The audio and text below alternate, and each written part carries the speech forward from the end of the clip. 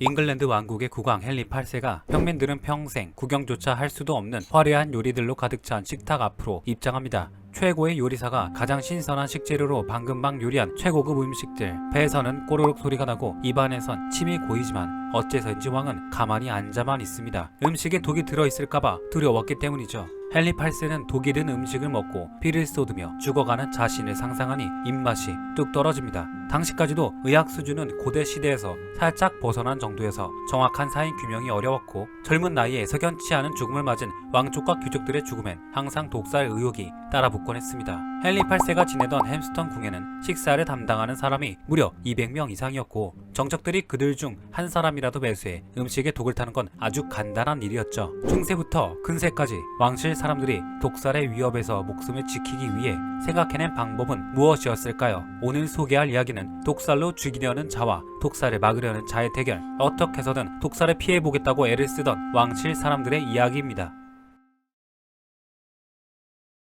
당시 유럽의 왕들은 방금 막 만들어서 내온 따끈따끈한 음식을 먹을 수 없었습니다. 독이 있는지를 감별하기 위해 음식이 완성되고 그게 왕의 입에 들어가기까지 엄청나게 복잡한 과정이 뒤따랐기 때문이죠. 우선 주방에선 하인들이 돌아가며 요리 하나하나를 맛보았습니다. 음식에 이상이 없는지 확인이 끝난 후에 자랑스럽게 은제 지휘봉을 지켜든 감별 책임자가 선두에 서고 그 뒤를 음식을 든 하인들이 뒤따릅니다. 이 행렬은 주방에서 왕의 식탁까지 길게 이어졌는데요. 음식이 왕이 자리 잡은 식탁에 놓일 때쯤이면 음식들은 다 식어 있었습니다.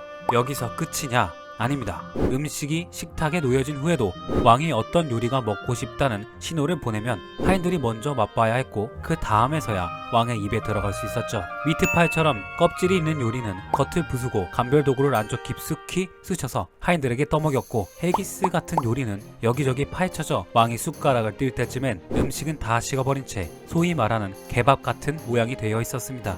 포도주나 물을 마실 때도 하인들이 먼저 맛본 후에 왕의 입에 들어갔고 왕이 손을 씻는 물도 하인이 먼저 손을 담가 피부에 이상 반응이 있는지를 확인한 후에야 왕이 사용할 수 있었죠. 음식 감별하는 하인들은 음식 맛보기에 진심일 수밖에 없었어요.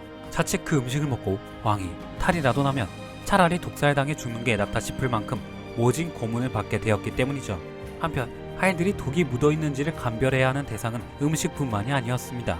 기록에 따르면 프랑스의 절대군주 루이 14세의 경우 왕의 음식을 감별하는 하인들은 그가 사용하는 모든 식사 도구를 검사해야 했는데요. 왕이 자리에 앉기 전에 식탁보와 의자에 입을 맞춰 입술이 부어오르거나 가렵지 않은지를 확인했습니다. 냅킨의 경우 치중하는 사람이 냅킨을 목에 둘러 독이 묻어 있는지를 확인했고 그것도 모자랐던지 냅킨을 물에 적셔 손에 문지른 뒤 접어서 왕의 자리에 두었기 때문에 왕은 항상 평소에 잘 씻지도 않는 하인들의 채취가 묻은 축축한 냅킨을 써야 했죠. 포크와 숟가락, 나이프와 컵에 물기를 닦고 거기에 입을 맞추고 피부에 문질렀습니다. 루이 14세는 독이 아니라 세균 때문에 감염되어 죽을 지경이었던 것이죠. 이때쯤 되면 음식들은 다 식다 못해 차가워졌습니다. 루이 14세는 평생을 만성 소화불량으로 설사를 자주 했다고 하는데 원인은 바로 매일 차갑게 식은 음식을 먹었기 때문이 아닌가 싶어요.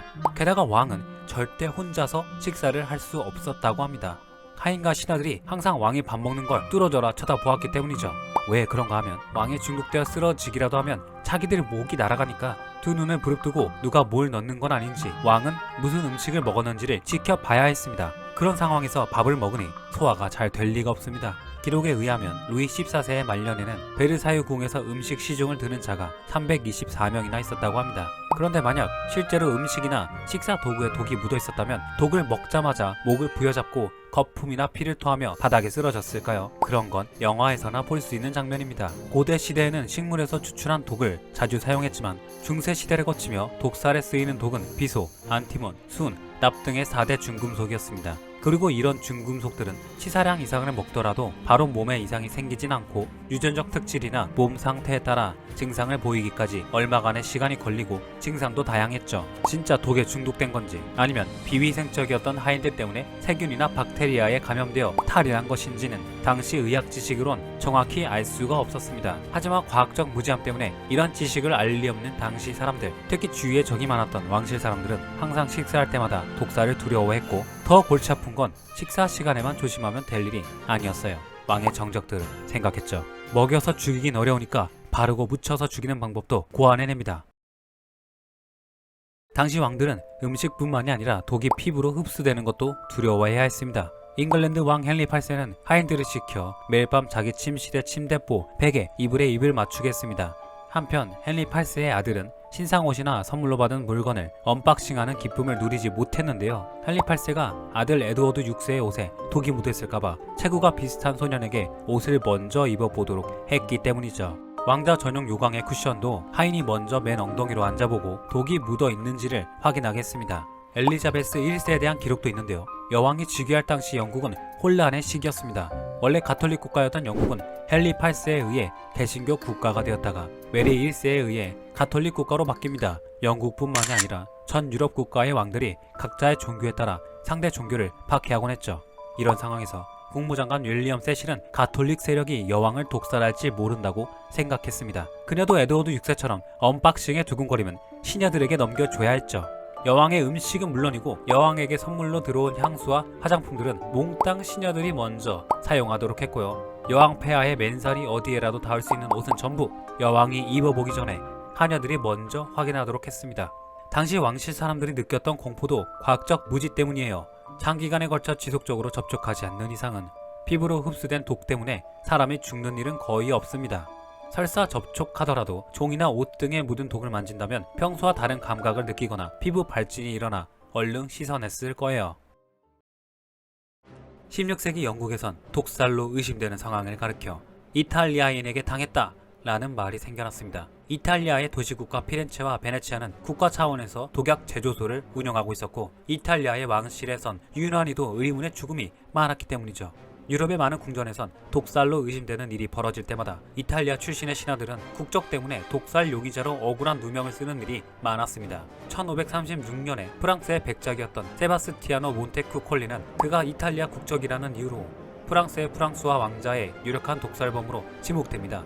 그가 왕자의 주전자에 손을 대고 난 다음날 왕자가 고통에 시달리다 죽었기 때문이죠. 부검 결과 독에 중독되어 장기가 손상된 흔적은 찾을 수 없었고 의사들은 입을 모아 왕자의 폐가 기형이라는 사실로 미루어 보아 자연사라고 판정했습니다. 정확한 사인은 밝혀지지 않았지만 왕자가 독에 중독되어 죽었던 것은 아니었어요. 하지만 그가 이탈리아인이라는 이유로 여론은 이를 받아들이지 않고 독살로 몰아갑니다. 결국 백작은 팔다리를 각각 말에 묶고 서로 다른 방향으로 달리게 하는 거열형으로 사형당합니다.